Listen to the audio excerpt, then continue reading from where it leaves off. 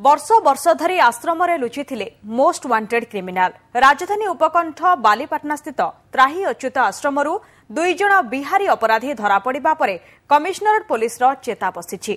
अजणा लोकंकु आश्रम रखिबा पूर्वरु सेमानक विषय जांच पई आश्रम कर्तृपक्षंकु परामर्श देछि पुलिस।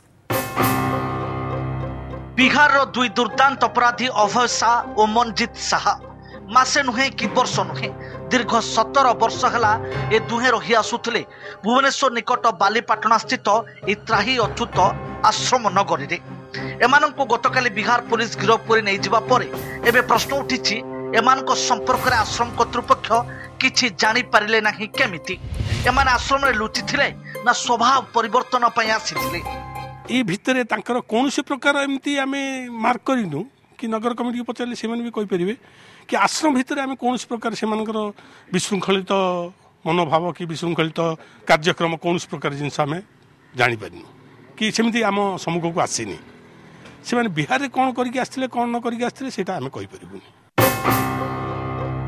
उभय अभय और मंजित को विरोध में रखी हत्या डकायती बोमामाड़ और लुट भली अनेक संगीन मामला।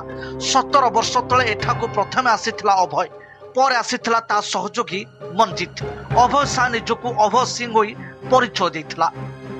अभियुक्त अभय सिंह एठारे रखुथिले। ए 2 महला घर होचे तांको निजर। केवल से नुहति तांको परिवार मध्य एठी रुहंती। आखपाखरे तांकर जमी रखिछि। तांकर अन्य जने सहयोगी मंजित सिंह शाह से मध्य रहुछंती एठारु किछि दूर रे आ एई नगर रे। सेपटे घटना पदाकू आसवा पर आश्रम नगरी कर्तृपक्षंकु पुलिस तागिद करिछि। आश्रम रे रहिबाकू आसुतबा आगंतुकंक संपर्क रे टेक्निक तथ्य संग्रह पई कुआ जाइछि।